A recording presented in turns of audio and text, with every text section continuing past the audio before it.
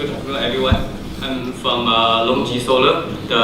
We are specializing in mono module manufacturing. The title of my presentation is Mono Realizes Lower LCOE.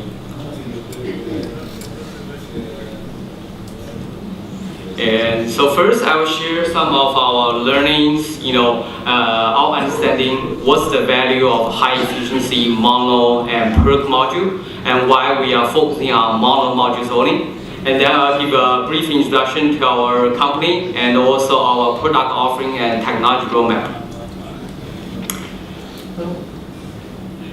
So here is his PV system, cost tracking for the last 10 years from 2007 until now.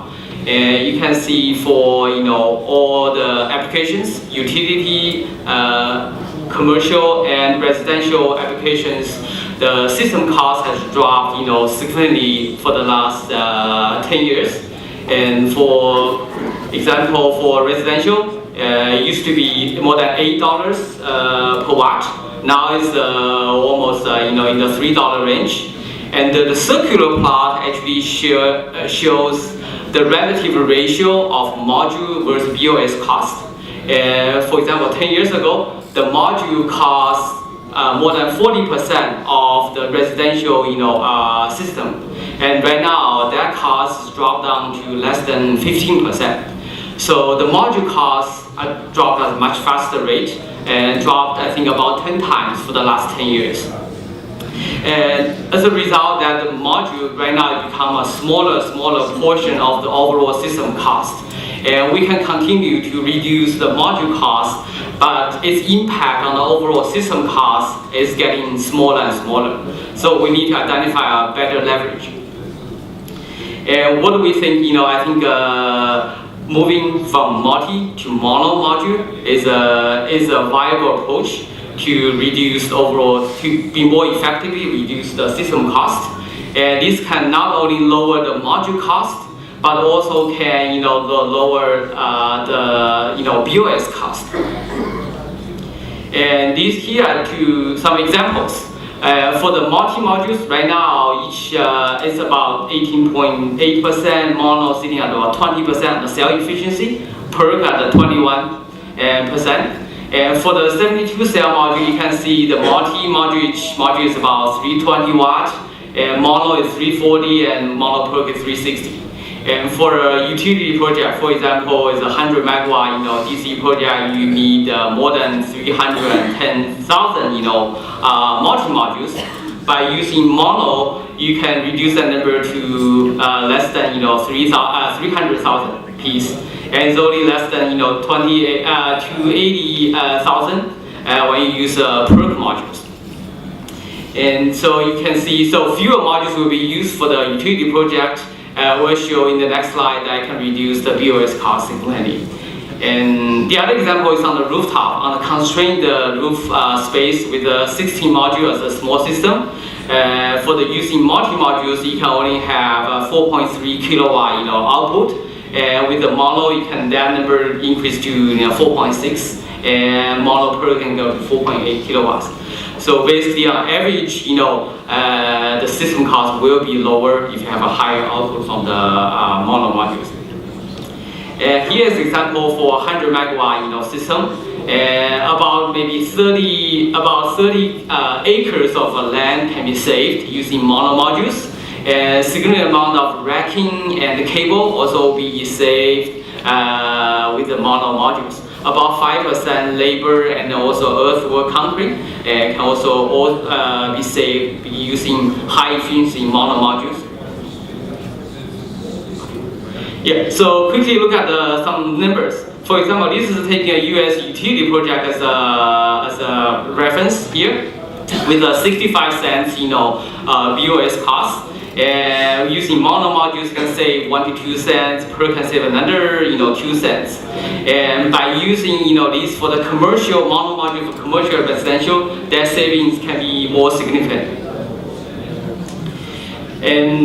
But why? For the last few years, I think the multi-module is still dominant in the market. I think this is wafer tracking for the last 5 years, and starting from 2012. At that time, in the mono and the multi-wafer, the price, I think mono wafer is more than 40 cents higher than US cents, cents higher than multi-modules, which is result in much higher module costs using mono wafers. Right now, as LONGI, our mother company, together with other mono wafer suppliers, have drastically reduced the mono wafer cost. Since late 2015, the mono wafer price and the gap between mono wafer and multi wafer are reduced to between 10 and 15 cents. And back in 2012, with the 40 cents price gap on the wafer, the module cost is 10% higher, more than 6 cents higher than the multi-module. Even you have the savings on the BOS, it costs much higher to use the mono modules on system level. But fast forward to 2017, and when the wafer price gap is between 10 and 15 cents, even at 15 cents, at the module level, the mono module actually costs very comparable to multi-modules, and the product module is the same story. So with the savings on the BOS, you can see at the system level, the mono modules actually cost slightly lower than the multi-modules. So using mono and the product modules is cost competitive even for the utility project. With higher savings on the commercial and the residential applications, and the system costs at those will be even lower with the mono modules. And the other benefit with the mono modules is higher energy yield. These are two examples, the two small systems set up in southern China and also the other one in the northern China. And on average, you have seen that more than 3% more energy generation with our mono product modules. And also, NREL has done extensive studies on the long-term degradation rate between mono and multi-modules. The mono modules actually consistently behave much better than multi. Multi-modules more than 0.6% anti-degradation, while mono is in the range of 0.4. So if you plug those higher efficiency, high efficiency can reduce the system cost. Combine that with a slower degradation and also higher energy yield with the mono modules. By rough calculation, you can see actually the mono modules, actually the LCOE level is significantly lower than the multi, about I think 3% lower than the multi product. So I hope I've demonstrated that the mono wafers with a cost reduction on the wafer can result in lower module cost, and combine that with a higher energy yield and reduce the BOS cost. That mono can deliver better performance and cost savings to the customers. And so mono can realize, I think, a lower LCOE. Quickly, run through our companies. Our company LONGI was founded in 2000 as a mono wafer and ingot manufacturer. And in 2012, we went IPO on Shanghai Stock Exchange. Since then, we have experienced tremendous growth. By 2014, we are able to achieve, deliver 2 gigawatts of mono wafers, become the largest, mono wafer supplier in the world. And we also acquired Larry, the mono cell and the module manufacturer, at the end of 2014. And for the last 2 years, we were able to ramp up the capacity aggressively. By the end of 2016, where the ingot and wafer capacity reached 7.5 gigawatt, and cell 2.5, and module at 5 gigawatt. So we have 3 business units. The LONGI Silicon, focusing on mono ingot and wafer manufacturing. LONGI Solar, focusing on mono cell and module manufacturing. And we also have established the LONGI Energy to focus on mono power plant, project development, mostly focusing in China. So we have, most of our manufacturing capacity are located in China. We are also establishing, mono cell and module manufacturing capacity in India and Malaysia. So for the last year, our revenue jumped, more than 80%, from 900 million, US dollar to almost 1.7 billion, US dollar. Our net profit actually jumped to more than 180%. Yeah, so this is our financial health is also recognized by our industry. Photon Consulting. This is from the Photon Consulting PV triathlon report. We were ranked number one in the first quintile in terms of financial health. And this year we also were added into Bloomberg tier 1 list. And so last year we delivered 2.3 gigawatt of mono modules, and mostly in China.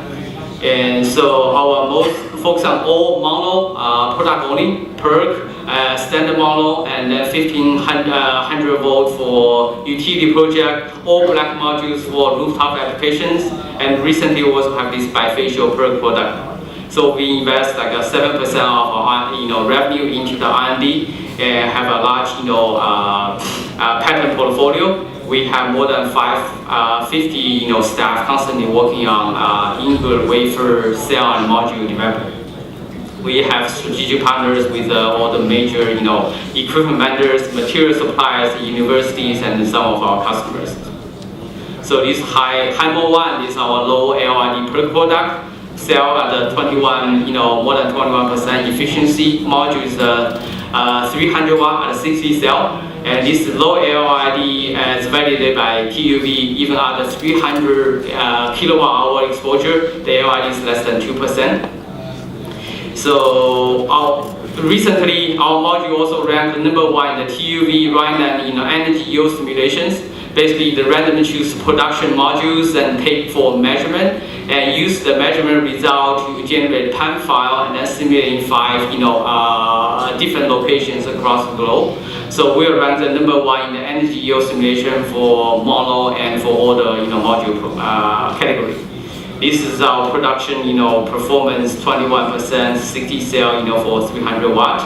Our roadmap will continue to improve our efficiency aggressively. On the efficiency on the module output, about 10 watt every year, on 60 cell and 72 cell, format. So yeah, thank you for your attention.